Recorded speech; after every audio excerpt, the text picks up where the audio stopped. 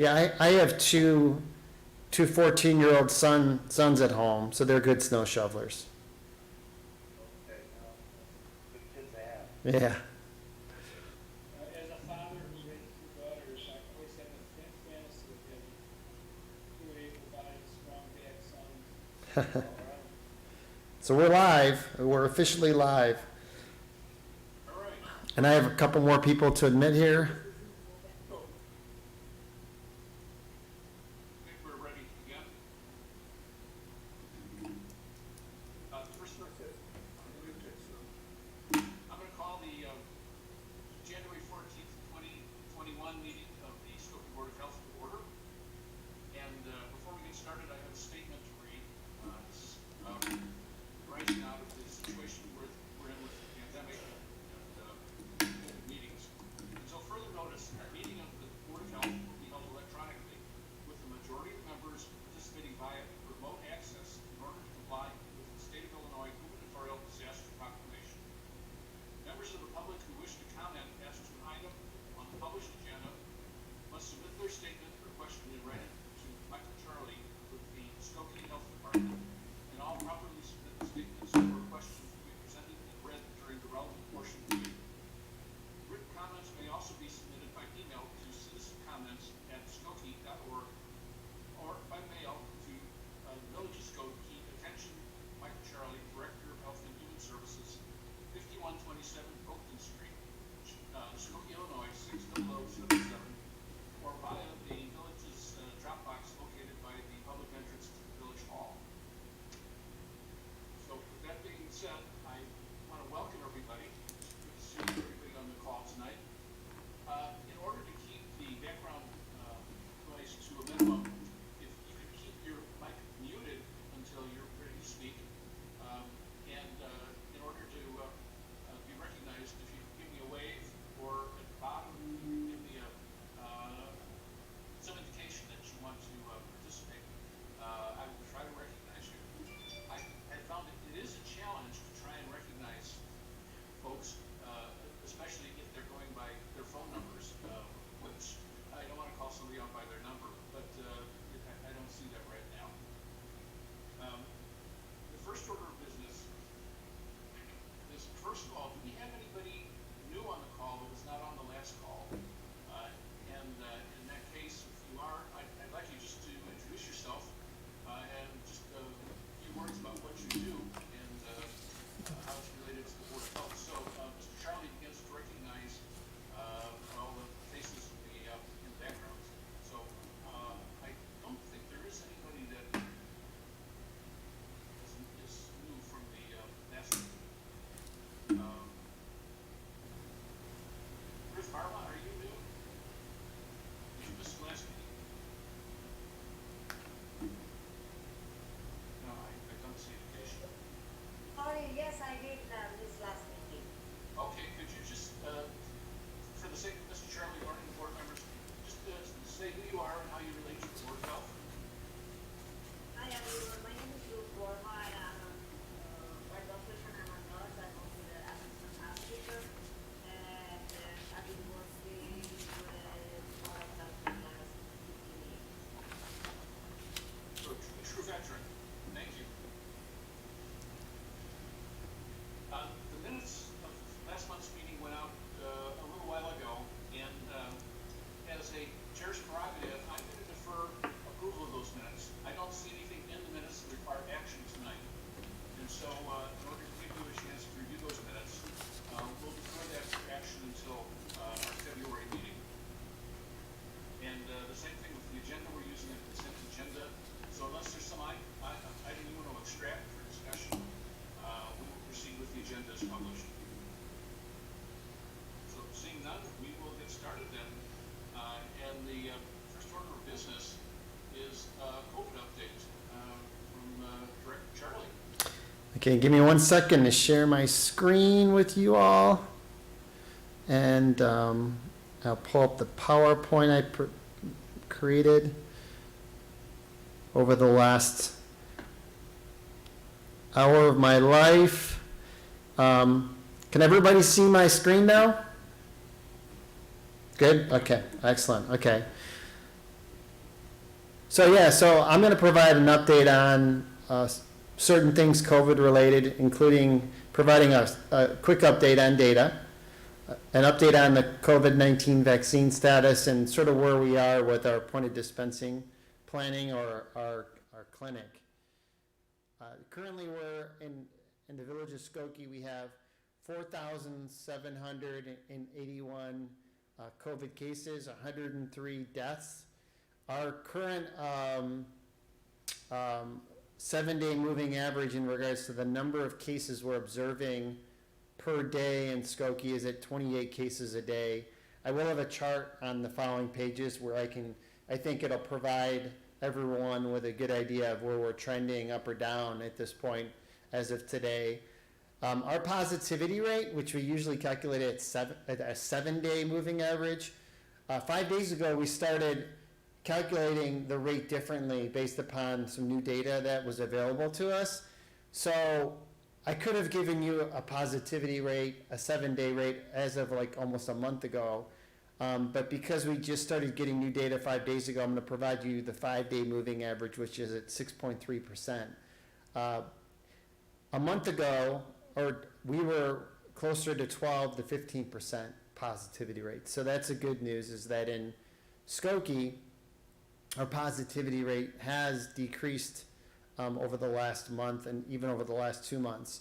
Just to give you an idea, in Cook County, the 7-day moving average as of today was about 9.5%. So we are at a lower rate than the county rate.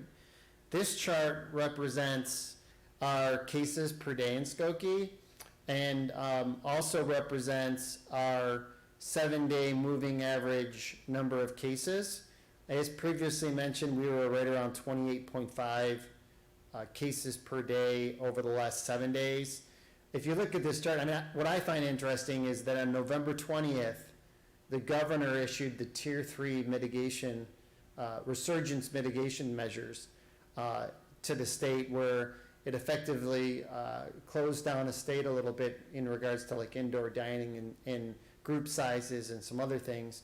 And if you look at the table, you can certainly see in Skokie how we did see a decline in the number of cases. And if you did look at the state data and the county data throughout the state, you'd see a similar trend throughout the state. So certainly some of those steps that the state has taken, and certainly some of the steps individuals have taken since then, have certainly helped.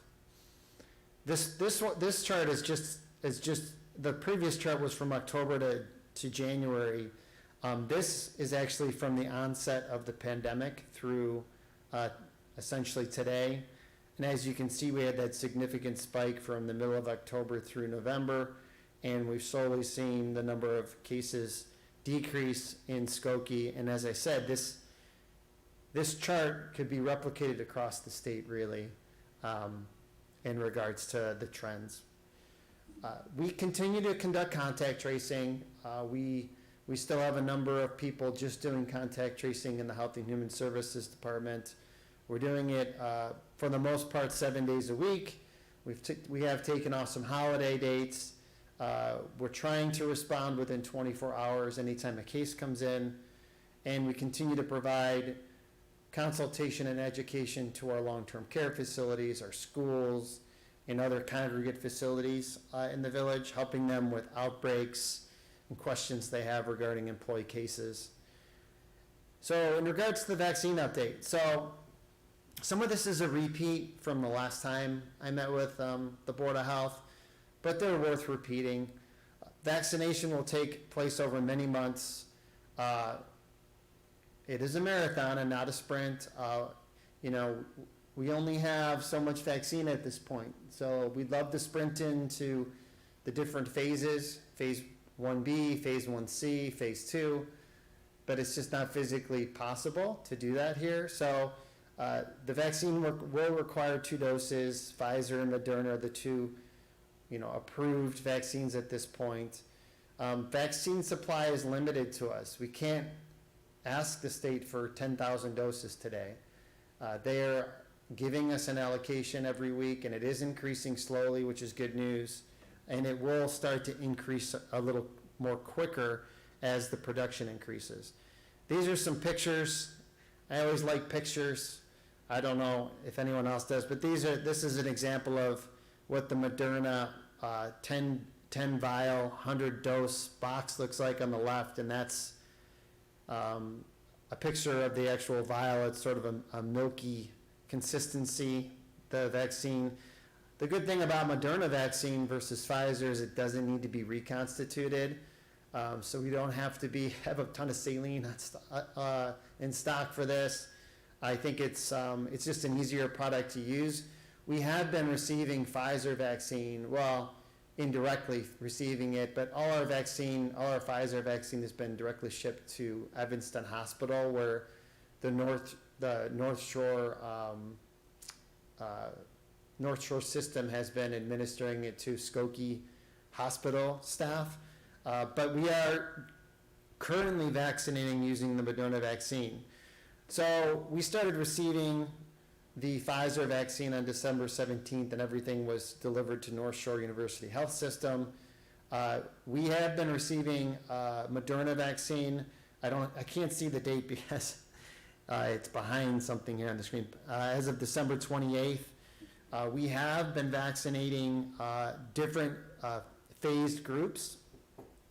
Since we've received the vaccine, we have made a really conscious effort to not hold the vaccine. So what I mean by that is that we're not stockpiling vaccine. We're not going to do it, and we're pushing it out as quickly as we can logistically push it out. I don't want to overcomplicate things, but the logistics behind administering vaccine is not as easy as just, creating a point of dispensing and asking people to walk through the doors. There's a lot of moving parts, a lot of moving pieces. But we have adopted the IDPH phased approach, where those most at risk are going to be vaccinated first. This slide does show that I'm going to start on the different phases. Phase 1A is the long-term care residents, the public health clinical staff and volunteers, our EMS, our police, our medical reserve corps, our student vaccinators. I sort of threw some dates on there on when we started vaccinating different groups. We did this week open a closed pod for healthcare personnel who work at non-affiliated healthcare providers.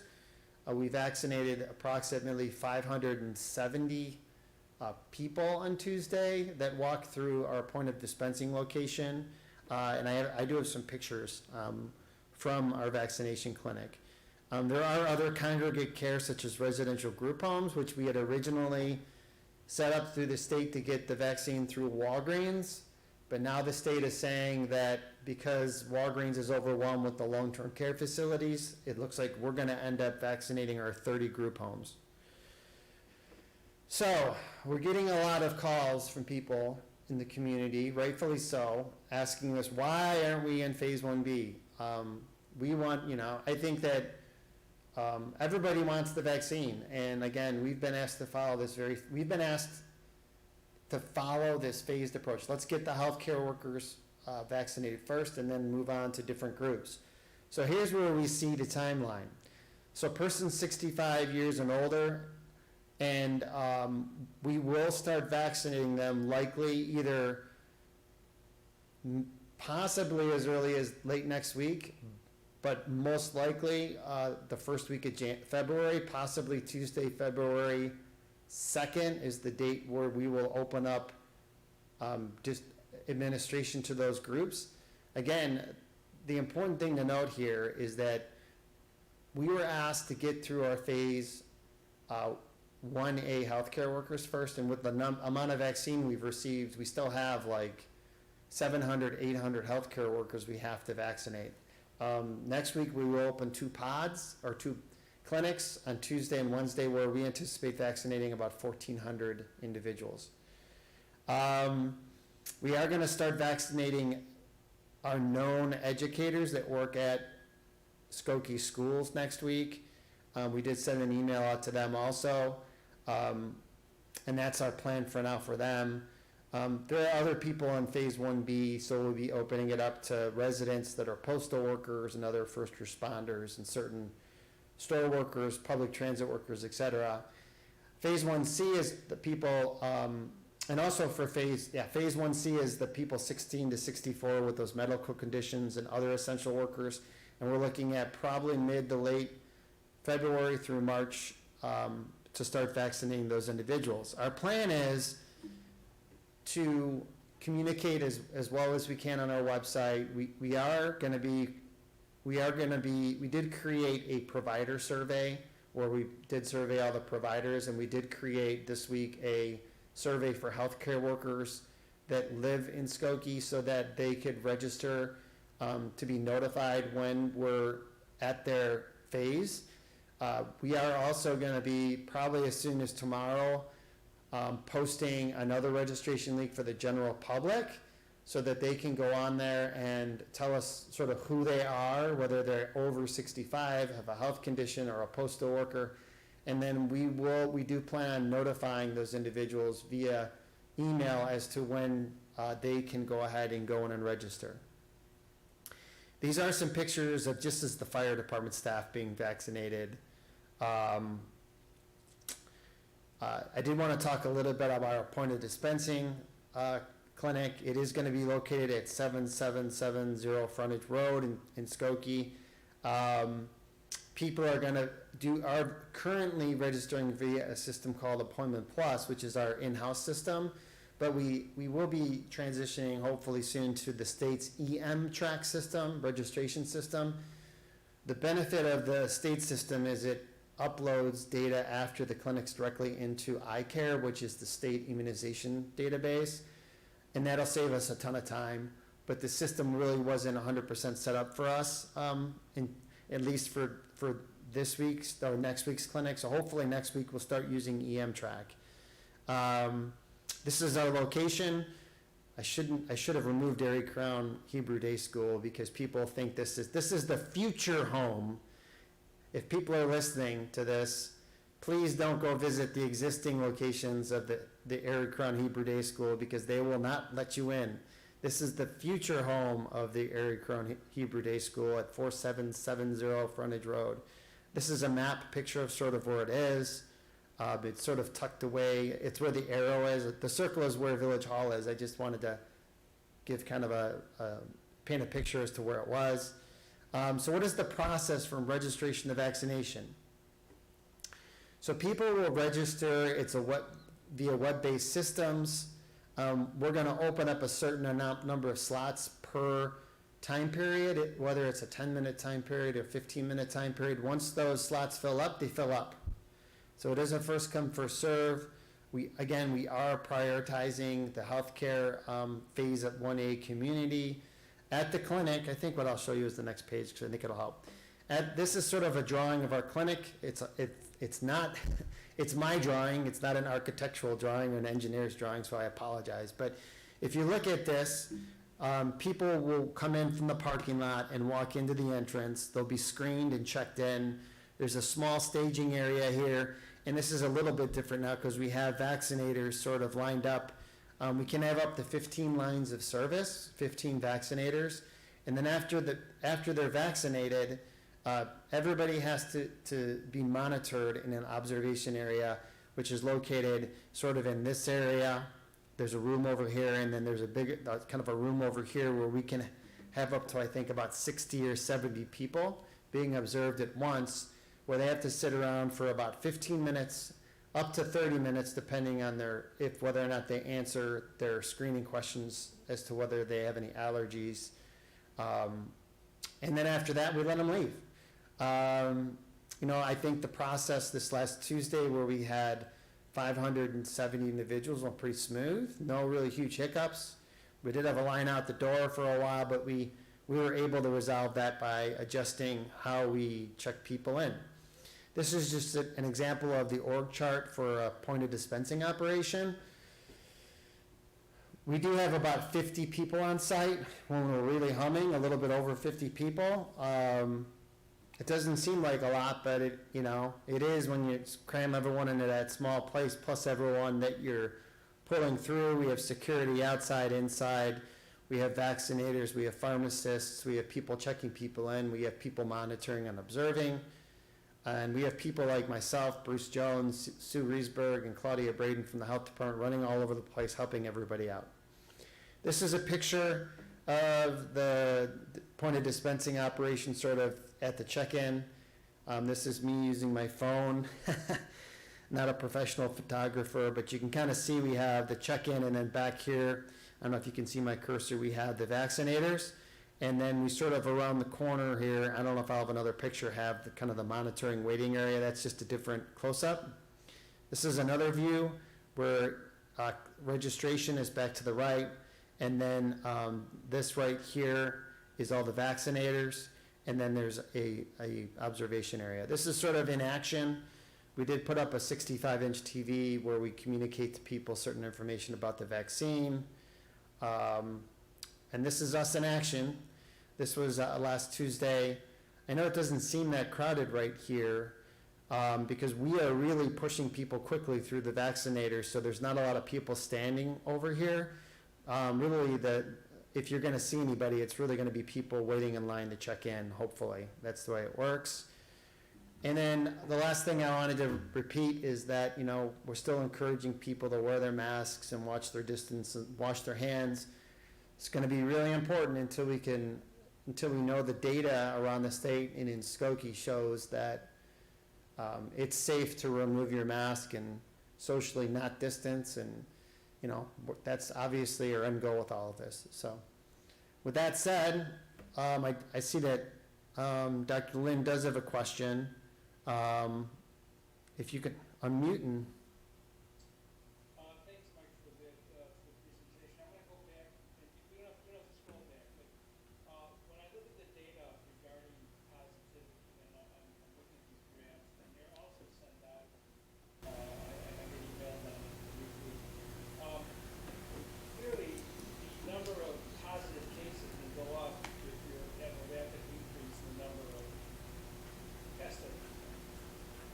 And that's where I think the rate's important, but, you know, the positivity rate. But have the numbers of tests been relatively stable, and this just really back on increasing infection, those curves? Yeah, you know, I think we saw we did see an increase in tests for a while. I haven't looked at the data over the last 2 weeks or so. I think the state had also started including the antigen tests within the data a while, probably about maybe, I'd say about 2 months ago. So we certainly saw an increase as those antigen tests become more popular. So I definitely think that the number of tests went up, but I could probably pull up the website and look at that if we really wanted to take a deeper dive into it, but. It was really more for just to keep us aware of where we are. I know that in the stuff that was reported out from the village, and, you know, it was very, positivity rate was very stable coming out, it went back to mid-November. You know, and there was a little disclaimer about the reporting. But I was able to find the data by going on the state's website. You can zero in based on zip code. But do you anticipate now with the new way that's being calculated that we'll be getting fresher data in more timely fashion? Yeah, and that was something that we observed, or at least I observed too, is that the data was way too stale. So yeah, we're going to be posting updated data Monday through Wednesday.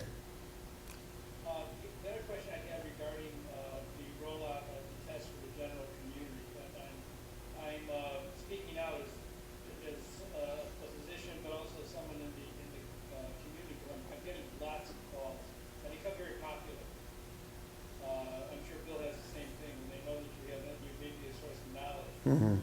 And how will the average residents of Skokie know that the website's open for them to register? So, a couple ways. So we do have a couple tools available to us. First of all, we do encourage people to sign up for e-news. That goes out every Tuesday, and that will continue to communicate what phase we're in. And it will also have a link back to the state's website, which communicates sort of the occupations, professions, and who qualifies for those phases.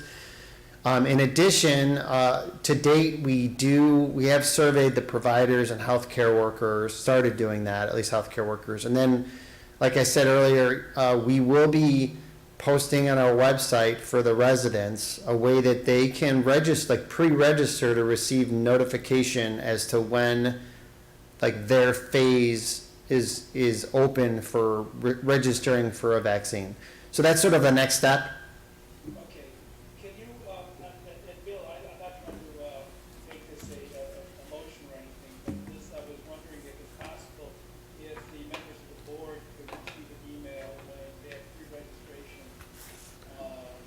link is available, so that we could at least get it out to those people we know who are asking about it.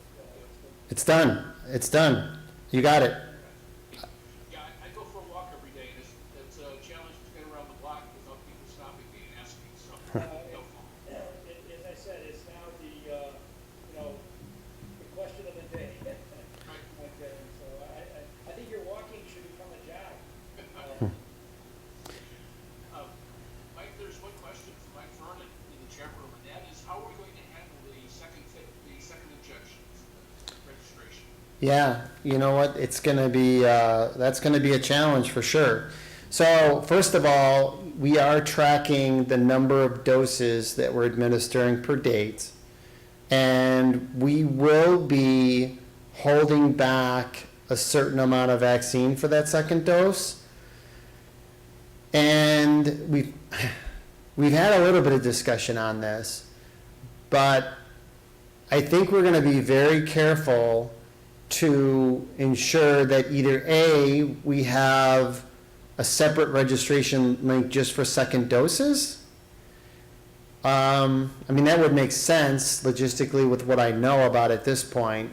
It's a good question because I don't know if we really have the logistics 100% down with that, but I would think that with the existing workflow and processes and what's available to us is we're either A, going to have a separate link for second doses, or B, we'll just have to ensure, I'm guessing that's what we're going to have to do, or have a totally separate clinic for second doses than our first doses. But we haven't made a decision on that yet. Great, it's a good question. Well, I have a comment, and I just got off a teaching session before I came on this Zoom meeting. I think what's going on, like for instance, I had my first dose yesterday at Lutheran General, and they immediately scheduled me then. So, and the reason being is because the time interval is critical. But despite all this talk about extending out the interval, actually for effective immune response, you're supposed to be adhering to the 21-day for Pfizer and the 28-day for the Moderna. And I would think it'd be nice if we could somehow get people scheduled or at least get an appointment, either, again, electronically right after they leave, because, we've got an email out to them, or actually sign them up there. Or even have like a station where they can, this way at least they won't get lost. Because the fear is that they'll have an unacceptable interval, which may diminish their immune response. And we have two related comments in the chat box. One is from Heidi. Can you register them on their way out the door? And the other is from Dr. Kumar. Is the current people who got the vaccines first responders? And I think we talked about that. Okay, so the first question, I think that's something I'm going to have to take back to the key members of the Health and Human Services Department to figure out logistically exactly what we're going to do with that. In regards to registering people or right away, or how we're going to do that. The second question, what was the second question? The second question was about first responders, whether they've been vaccinated. So yeah, so EMS are considered, we're on the 1A for sure. Police officers were not. But our police officers, because they're working the clinic, are considered 1A. So yes, our police officers, if anybody who has wanted the vaccine at least, they have been offered and vaccine has been administered. The other way of tracking this is when you're vaccinated, you get a link to the CDC. It can go, you go in and you register, and that will, as I understand it, will send you a reminder about making sure that you get your follow-up. Am I correct on that, Mike? Yeah, and again, we have everyone's email. We will be notifying them via email to remind them to register for a second dose. We will ensure that there is sufficient second doses available to ensure, like, we're not gonna schedule a clinic during the week for 1,000 doses, and we'll make sure we give priority to the people needing second doses during that week to make sure we have sufficient doses, if that makes sense. We've discussed that, we just haven't come up with the plan yet. Yeah, and there is some debate in the vaccination community about what time lag can you have between the first shot and the second shot? You know, when does the immunity from the first shot really begin to significantly decrease? And then the second shot becomes less useful. Mhm. Yeah, but I haven't seen anything concrete. Unless Mike Vernon has seen something from the state. I know that we're not vaccinating before the 28 days, but there's, but we're gonna encourage people to get vaccinated just, right after those 28 days, for sure.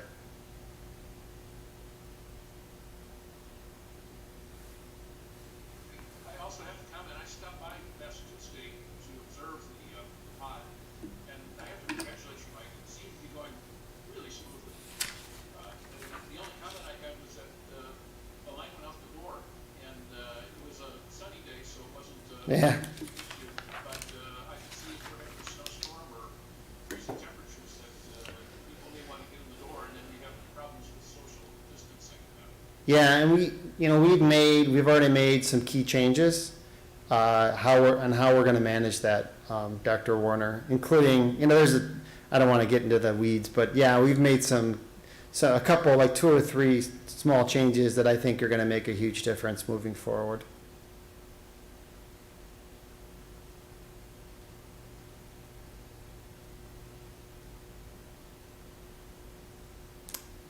I don't, So you get their other comments in the chat box. Oh. This is Mike Gordon. hey, Mike. So, great, I wasn't sure whether I was muted or not. I just had more of a comment, from the group. And this is to let you guys know that at this stage, we're working on guidance for individuals who develop systemic signs and symptoms of infection after receiving the vaccine, which I think is very helpful because that is still quite likely. It may not be COVID, but we're developing guidance that will provide instructions for whether or not these individuals need to be excluded from the workplace or from schools until those symptoms resolve. Also, whether or not testing for COVID-19 is recommended. And also, we're going to be including here if someone after receiving the vaccine is exposed to a known individual with COVID-19 infection, including the viewpoint. So there's lots of situations here we get calls every day with these questions as to how they should respond. So we're putting this in a table form, which will be released via site. Thank you, Mike. It's great to have the insight view from IDPH. I agree.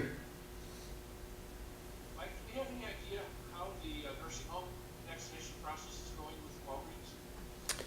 We know it started, but I don't have any numbers. I don't know if I haven't seen a report shared, at least I haven't seen it, shared with me on exactly the numbers and who they've vaccinated so far. I don't know if that's something, actually, my predecessor is responsible at the state, Dr.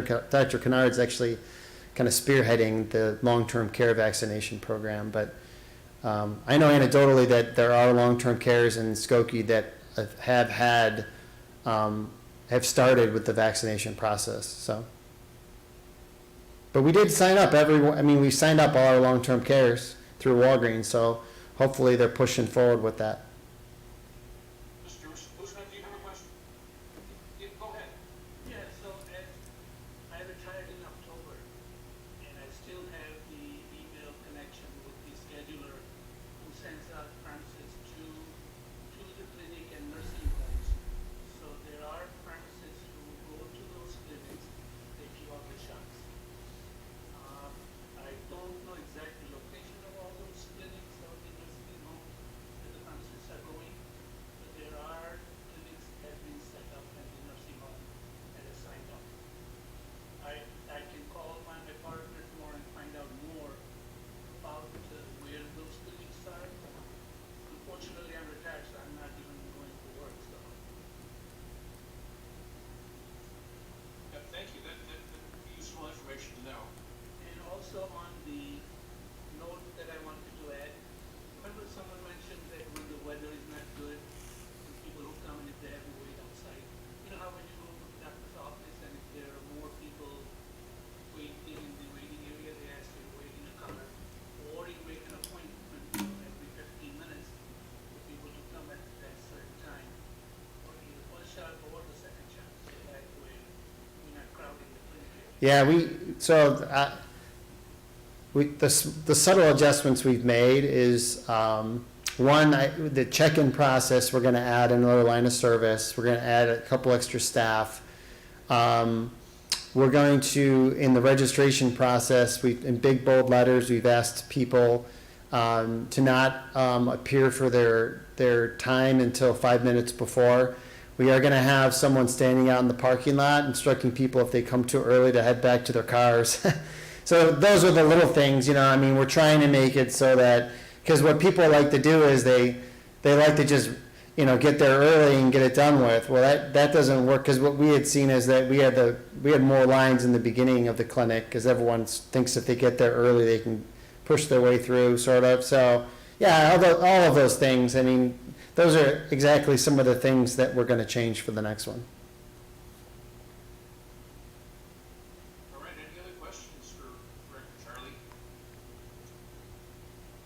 Thank you really for a great update. There is one more question. It says, is the current people who got the vaccine all first responders? Are we asking the school teachers to come to the clinic for their shots with the vaccine side effects? It is good to tell the people to register. So, yeah, we sent an email out to all the first responders have all gotten the vaccine, because they're working their clinic, and the EMS, of course, are in 1A. And then for the school teachers, we surveyed all of the schools. We've been meeting with the school administrators often, and I actually spoke to Margaret Klossman at District 69 today about our clinic, and they have been given an opportunity to start vaccinating the teachers next week. So, and the educators. And there is a reason, I know, it's a part of our process is we know there's over 2,000 teachers and daycare workers in town that need the vaccine, so, and it's a known commodity. Mike, one other question about getting people registered. If, let's say people are not electronically savvy, they may not have email access, or they may not even have an iPhone, a smartphone, how are we going to get those folks registered? So we do have so we have a couple of things. So we have a COVID-19 hotline. I don't have the number off the top of my head, but you can certainly find it online. If seniors, it's a lot of it's seniors, right, that maybe not have internet access. We will have it set up so they can call in to the COVID-19 hotline and ask for help, and we'll help them register for the clinics. So we have actually increased our staffing to answer phone calls from just Health and Human Services staff to a good number of staff, including village manager staff, public works staff, our building department staff. We've sort of set up a larger phone tree of individuals. So hopefully, we'll be able to accommodate the calls and help people register for the clinics. I mean, we will physically put their information in and help them. Dr. Kumar? You have to unmute yourself. No, after, I got both doses, both shots, Pfizer. After the second dose, the reactions are much more than the first dose. So we are telling the patients, especially living in all the people, just got to let them know we definitely have fevers and more body aches. So not to get alarmed about that, because that's something that people don't want to have a wrong myth about the vaccine. The first dose doesn't cause as much problem as the second dose, but that's a good thing that we are seeing reactions to the fevers and allergies, and that's a good sign. Mm-hmm. I think we need to educate the people when they are coming for the second dose, or telling them after the first dose, the second dose that will have more issues. Okay, thank you. And by the way, I'm taking good notes, so thank you. Nikki, and I think Mike Vernon? This is exactly the type of guidance that we are developing, so the situation that was just described, like having fevers and myalgias after the second dose of the vaccine, the recommendation would be that you stay at home for 2 days. If the symptoms resolve after 2 days, then you are supposed to go back into the workplace. However, if it persists, that's when we recommend that you seek medical attention, potentially get tested for COVID. It's good to know. Nikki? Having had the second dose and no reaction whatsoever, I think it's hit and miss. I was warned by fellow healthcare workers to expect more of a reaction to the second dose. And I don't believe that it is for everyone. But we warn everybody to expect it and be happy if you don't get the reaction to the second dose. Whatsoever, my arm was less sore after the second dose. Warn them, and hopefully they will get reaction. Did you get the Pfizer or the Moderna? Pfizer. Pfizer. Ed? Ed Lynn? Yeah, the major symptom is fatigue. And Mickey, I'm sure we both, we have explained to them that veteran OB/GYNs don't know what fatigue is. It's a state of being, so maybe that's why we, That's my state of being right now. Fatigue every day. So, We don't know. yeah. Comes with the job. Yeah. All right. Under my report, I just had an idea. I've been on a couple conference calls with the Institute of Medicine and also with the National Academy of Medicine, talking about getting communities to accept vaccinations. And one suggestion was to have a virtual town hall meeting where trusted people could address questions from the general population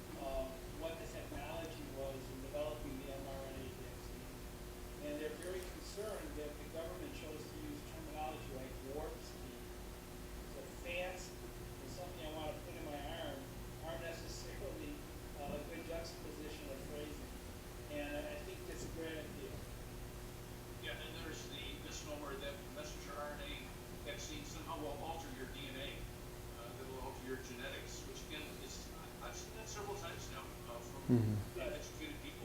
I've debated with physicians on it. And, you know, for all those who know, it's biologically impossible. Especially with the design of these vaccines. Plus, mRNA vaccines aren't new. They were developed 20 years ago, 25 years ago, and they just never took off because they either weren't that effective in the disease they were dealing with, like HIV. And most recently, the two companies that were the first in the market had the Zika vaccine from the mRNA technology, and Zika went away naturally. So there was no need for their $1 million investment. All right, well, that's the end of my brief report. Mike, do you have anything further to talk about on your report? No, I think that pretty much everything is COVID right now. I mean, I think that we had a very successful Assist-A-Family from Human Services where we donated gift cards to over 200 families in December, which was a really good feel-good story. I just wanted to thank all those people that donate throughout the community to help these very deserving families that are maybe not as in fortunate times as many of us. So outside of that, you know, I just think unfortunately, a significant percentage of our time is very focused on COVID-19 right now, while also trying to conduct some of our other day-to-day activities. So, but I have no other updates. Okay, thank you. Becky, did you have your hand up? Becky, you're muted. No, I'm just fine. The bottom line is I hear from many people, I don't want to get the vaccine, I don't know what's in it. And I say to them, you don't know what's in a Big Mac or Kraft macaroni and cheese. And you're taking the vaccine because you don't want to get sick. But the bottom line is there are a lot of educated people who are cautious and want somebody else to be the guinea pig to take it. So you can ask me because I was the guinea pig, and I'm glad that I was able to get it as quick as I was. Hey, Dr. Warner, would you mind if I really just quickly took roll? Just because there are people on the telephone and I don't know exactly who's here, and if I forget to do this, I'm not going to be able to go back and do this. So is Trustee Bromberg on the call? And I apologize if I pronounce it. Dr. Dave? Okay, gotcha. Okay, Dr. Gaines? Juliet Hado, sorry. Maureen Hanyon? Margaret Keeler?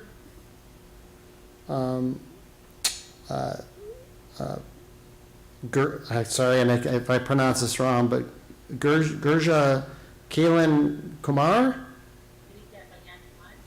Sorry about that. I got Dr. Lynn, Ashley Moy Wooten, Heidi, I see Heidi here, Rohit Pandya. Yes, I'm here. I'm trying to put my name, but I can't figure out. Okay, yeah. And as I get to know, it's okay. As I get to know your faces better, and I apologize, I'll be able to just take a look too. Kalyungren Shim. Here. Okay, I got you. There you are. Okay. Dr. Sud. Yes, sir, there. Gotcha. Okay. Okay. Patricia Urbanis.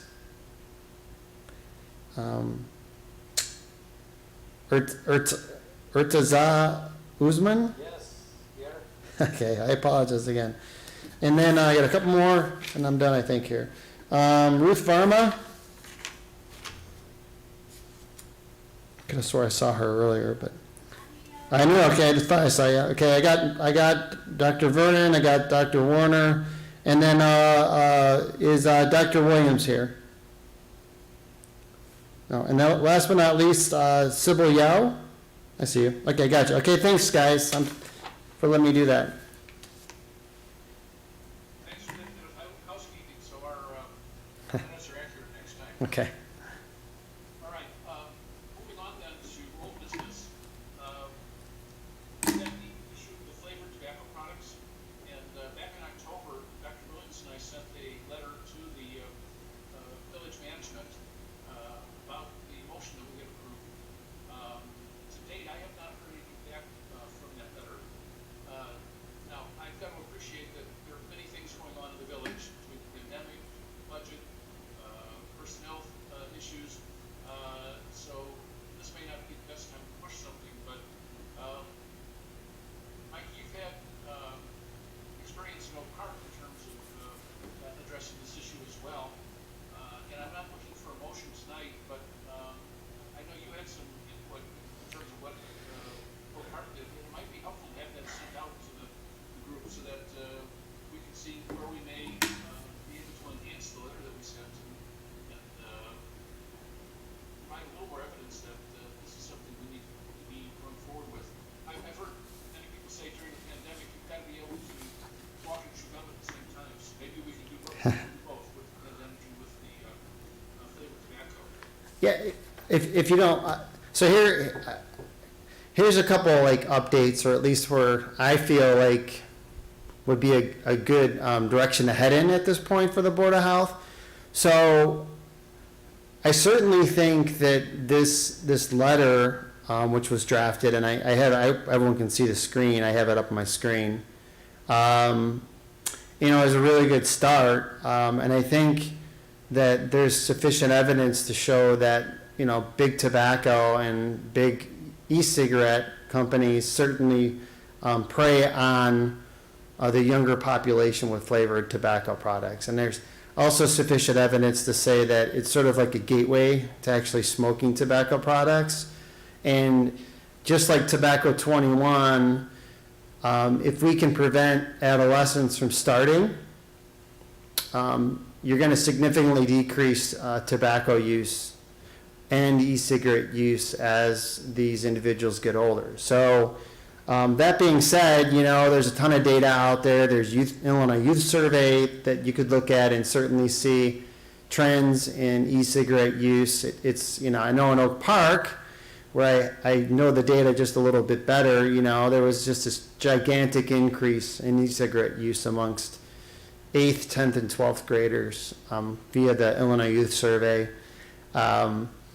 If I were to provide any direction, I certainly think that I could draft a letter or memo to Mayor Van Dusen and the village manager, John Lockerbie, communicating that the Board of Health, and this is, of course, if you guys decide, I wasn't here, of course, when you submitted this, but I'm not sure if there was a formal vote to recommend that the village board direct staff to draft an ordinance amendment, but I certainly think that's the next step. You can certainly decide to have more discussion, or you can certainly decide to take this letter along with a cover memo that reinforces this letter, and if the board would like, they could even tonight, you guys could vote, unless you don't have enough information, and recommend that Bill and I, Dr. Warner and I, draft like I said, a letter or a supporting letter and memo recommending that the village board direct staff to draft the ordinance to ban the sale of flavored tobacco products. Dr. Warner, you're on mute. I'm sorry, could you pull up the last paragraph? Sure can. So we do ask the trustees to pass an ordinance that prohibits the sale of any flavored tobacco vaping products. Yeah. Did you guys, was it voted on at a meeting, like a majority of the board, or was it just, do you remember? As I recall, this was a motion that came forward. Okay, I can go back and find it in the minutes. So, I mean, if that's the case, then I can certainly put together a memo that Dr. Warner and I can both sign, and I can forward it on up to officially move this process forward, where it would go as an agenda item on the village board's future meeting. We can't promise a date with everything going on, but it would go on a future meeting, and then at that time, the board would decide whether or not to direct staff to draft an ordinance. Any comments from the board? I know Dr. Williams has been a real mover on this, and he's not here tonight, but I would appreciate his input as well. Did you want to wait until the next meeting then, Dr. Warner, just to kind of finalize things, or do you want to push this forward, or what do you want to do? Well, I'm inclined, since we did this a couple months ago, maybe we should push it forward. Does anybody on the board think it's, I second that. all right? Any thirds on that? I third it. Okay, and let's put it this way, anybody object to going ahead and taking this in the direction that Director Charlie is talking about? Okay. No? Seeing none, then, Mike, why don't we go ahead and work on this? Okay, sounds great. Can I add a little strength to the argument? There is now accumulating data that it may, vaping specifically may increase the acquisition of COVID infection in terms of pulmonary. Now there's data about impaired fertility, especially in young people, and, you know, they need to know this. You know, that this is, especially, we know smoking has been around for a long time, but when people think that these e-cigarettes are like vaping products are safer, more and more evidence suggests they may be worse in some respects. I have a comment about the letter that was sent. I thought it was good, but there was no mention of it in the letter about the heavy metals that are sucked in every time that you take a breath in on the vaping. So I think that if you talk maybe a little bit about heavy metals and their cause of cancer, might be a little bit stronger too, aside from the lung disease, but mentioning of the heavy metals Yeah. that come from the electronics and maybe. I can find a reference. All right, well, we'll move forward with that then. Is there any new business for tonight?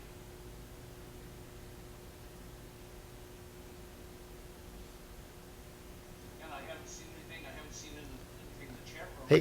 Hey, Dr. Warner, do you mind if I run over and see if there's any citizen comments? No, please. I mean, there were none at the beginning, but I was told to check towards the end, so I'm going to run over there really quick if you don't mind. Sure. Can I make a comment to Rohit?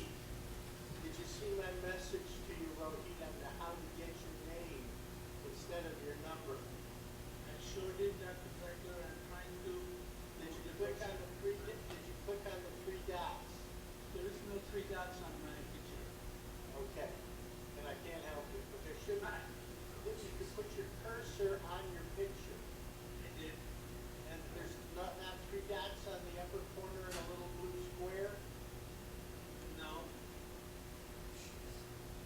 then I can't help you because that's how I changed my name.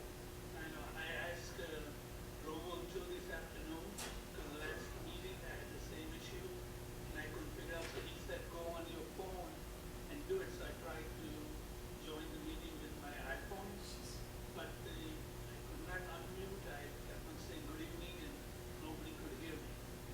So then I came on the computer. Well, do you have a child that can help you?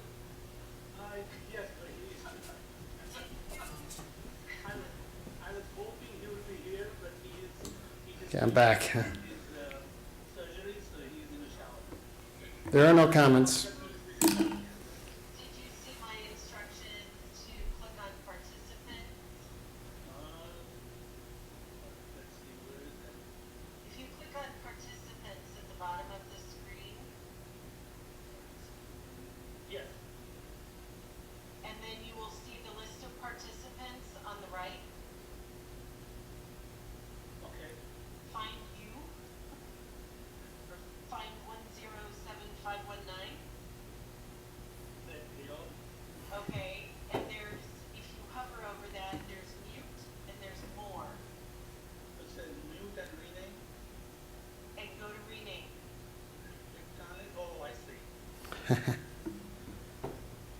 Isn't technology great?